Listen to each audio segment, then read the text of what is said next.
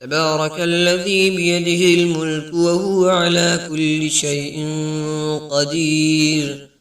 الذي خلق الموت والحياة ليبلوكم أيكم أحسن عملا وهو العزيز الغفور الذي خلق 7 سماوات طباقا ما ترى في خلق الرحمن من تفاوت فارجع البصر هل ترى من فطور ثم ارجع البصر كرتين ينقلب إليك البصر خاسئا وهو حسير ولقد زينا السماء الدنيا بمصابيح وجعلناها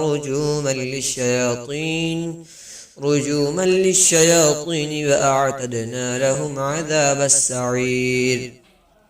وللذين كفروا بربهم عذاب جهنم وبئس المصير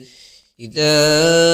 ألقوا فيها سمعوا لها شهيقا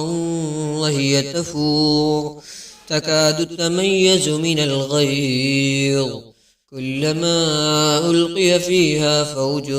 سألهم خزنتها ألم يأتكم نذير قالوا بلى قد جاءنا نذير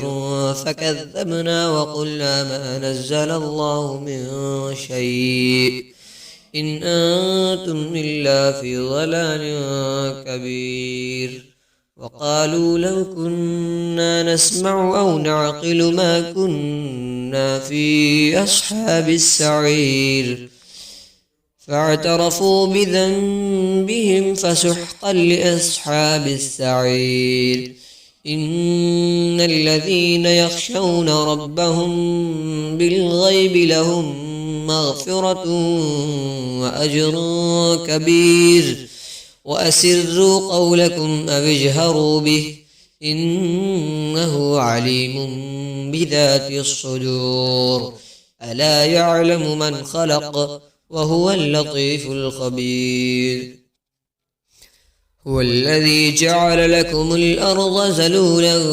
فامشوا في مناكبها وكلوا من رزقه وإليه النشور أأمنتم من في السماء أن يخسف بكم الأرض فإذا هي تمور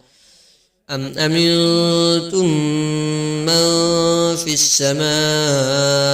أن يرسل عليكم حاصبا فستعلمون كيف نذير ولقد كذب الذين من قبلهم فكيف كان نكير أولم يروا إلى الطير فوقهم صافات ويقبضن ما يمسكهن إلا الرحمن إنه بكل شيء بصير أمن هذا الذي هو جند لكم ينصركم من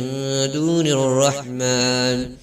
إن الكافرون إلا في غرور أمن هذا الذي يرزقكم إن أمسك رزقه بل لجوا في عتو ونفور أفمن يمشي مكبا على وجهه أهدى أمن يمشي سويا على صراط مستقيم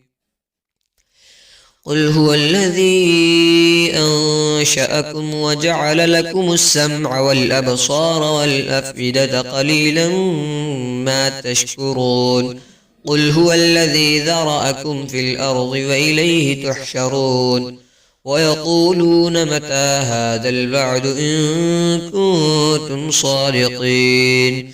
قل إنما العلم عند الله وإنما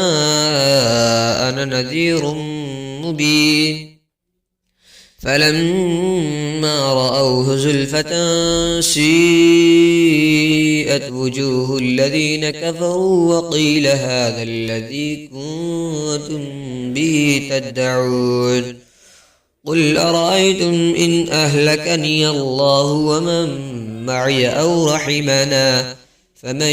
يجير الكافرين من عذاب أليم قل هو الرحمن آمنا به وعليه توكلنا فستعلمون من هو في ضلال مبين قل أرأيتم إن أصبح ماؤكم غورا فمن يأتيكم بماء معين صدق الله العلي العظيم.